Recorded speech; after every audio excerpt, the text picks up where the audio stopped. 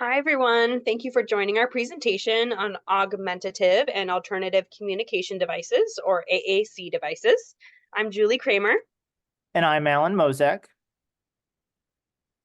So we're going to start by defining assistive technology. Assistive technology, this is the definition that we found. We pulled right from the New York State Education Department, the NYSED website. An assistive technology device means any item, piece of equipment, or product system that's used to increase, maintain, or improve the functional capabilities of a student with a disability. And then we're focusing on AAC. So what is augmentative and alternative communication? AAC encompasses all the ways that someone communicates besides talking verbally. So augmentative means to add to someone's speech. Alternative means to be used in place of speech.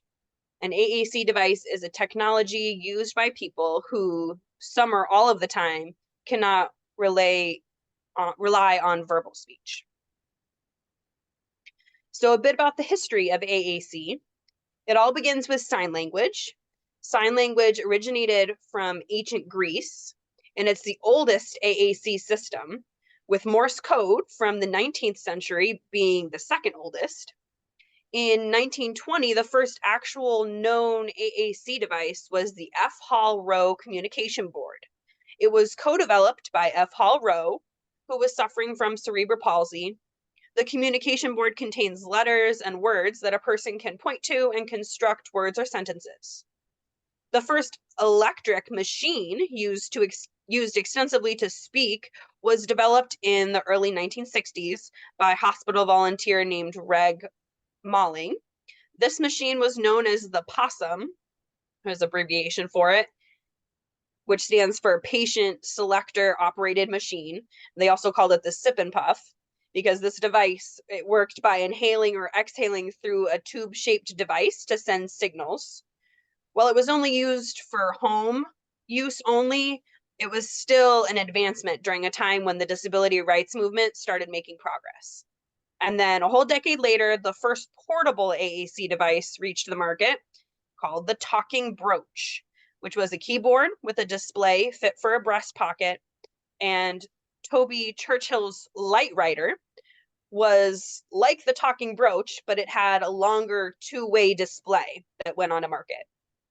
The 70s were also known as when the speech generating devices, or the SGDs, started to make significant strides with devices like the Handy Voice, which had a voice output portability, and it used numerical codes to create words. So there is a whole spectrum of types of AAC, very similar to assistive technology. On the unaided end, no tech includes gestures, manual signs, facial expressions, vocalizations, verbalizations, and body language. And then on the other end, with aided, we have low tech, which includes pictures, objects, photographs, writing, communication boards, or books.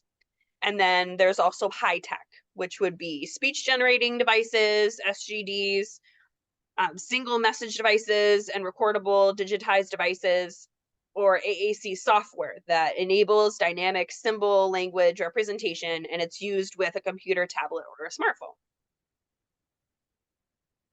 Now let's move into examples of specific AAC devices and also their costs. So we're going to move across the spectrum from the low-tech devices to the high-tech.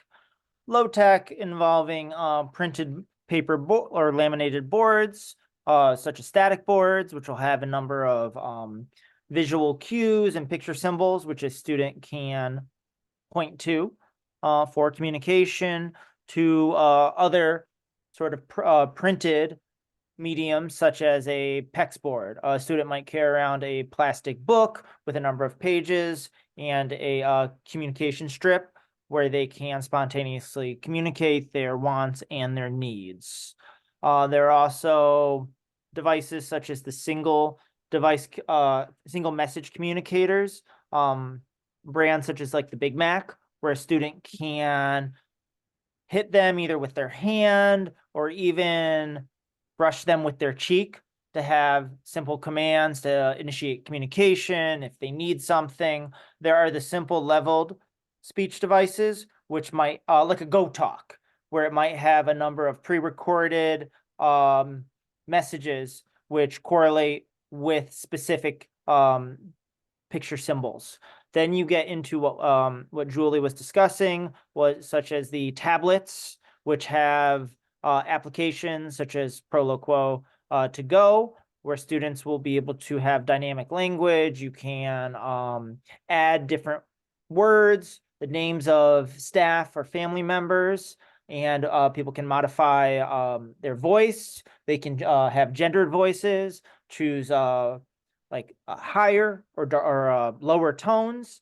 And then you move into eye gaze devices for individuals who have limited or severely impacted mobility, where they'll track the eye through infrared and where students can communicate and interact with their environment. So you see, the cost varies. You'll see that those static boards, they vary from something like, could be $20 to $100 or more, depending upon whether it's just the static board, whether we're moving into the PEX books. You have those single and sequential message communicators, those Big Macs. So there might be the single message, which might be on the lower end because it goes from about 180, 220 and above. And there's that single message one where it might just say like, I want more, or I need a break, would be like a common one. You might have a student who part of their behavior management plan, they might have a Big Mac right there on their desk. So instead of engaging in a behavior, they can hit the Big Mac and it'll say, I need a break. And there's that one message, or there might even be a number of different messages, which will go sequentially. The Go Talk is that simple leveled speech generating device, $300 to $350. And then we're getting upwards to the tablets and iPads. So we're talking about combining the cost of an iPad, which might be on the low end, around 100 to 500. Proloquo is about 250. And then I even found some information for speech tablets with the app and the carrying cases. A lot of students I've worked with, that carrying case has been key to protect the device, and there's that ease where the student can carry it around with them throughout their day. So it's functional for daily living and for instructional uses. And then we have our eye gaze devices. Now these are involving many different levels of technology. So there's the device, there's the mounting, there's those speech generating applications, and there's also different software and hardware, which would be needed to integrate those devices so that they can talk and interact with cell phones, different cellular devices, or with the environment. So that there are eye gaze devices where that interactivity includes controlling the environment, lights, sound systems, entertainment devices. And that's going to cost anywhere from $600 to $5,000 and over. Now, with these costs, which can get quite large, I would like to talk a bit about the funding and financial support process. So what does it look like to actually request some financial assistance to get these devices, which can really delimit and open up opportunities for individuals? So those insurance providers, they're going to look for that medical necessity, including those speech language disorders, something like apraxia, which limits speech capability. And those school districts, they're also going to look for that educational necessity. So does a student not just have a disability, but does a student have a disability which is adversely affected by their challenges to communication? So does that AAC device actually open up that free and public education, which we always talk about? Does it allow access that a student would not have without that device? And so the funding process, either from a stakeholder such as a parent or from a school, involves a request requesting that assistive technology, evaluation and writing from an SLP, from that speech language pathologist. And often that AAC access, it's important to add that to a student's IEP. So if they are working on a certain goal on whether they are identifying community signs, make certain that verbiage includes like with, will identify blank with such and such device or with such and such means to provide that clarity. And also, yes, to rewrite those IEP goals with phrases such as with verbal output. Now, there are a variety of uses for these AAC devices. We're going to talk about communication, education, and self-advocacy. Those are kind of the tent poles. So communication, wants and needs, also that relationship building. So I'm going to say something which sometimes is overlooked, something like joking, the ability of individuals to really express themselves.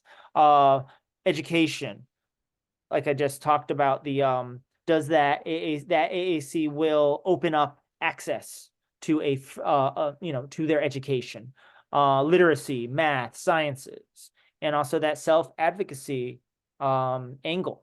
Socio-emotional learning. A student can now communicate, hey, I'm feeling in the blue zone, like zones of regulation. I feel sick or tired. I need a break. I'm frustrated. I'm red zone. I need water. So going into those feelings. And also I like to stress the power of no, that students can now appropriately communicate using their words. Everybody has words. They just look different depending on the individual rather than using inappropriate behaviors. And so that's also increasing that ability of individuals to manage their own environment. I was speaking to those eye gaze devices where individuals can now manage the environment. They can turn down the lights, turn them up, increase the volume to different like entertainment systems. So we're talking about uses such as communication and language development, that instructional angle, decreasing those behavior problems because there's lower frustration because of the communication. Adding into that conflict resolution. Individuals can also express medical needs. I have a headache, my teeth hurt, emotional wants and needs.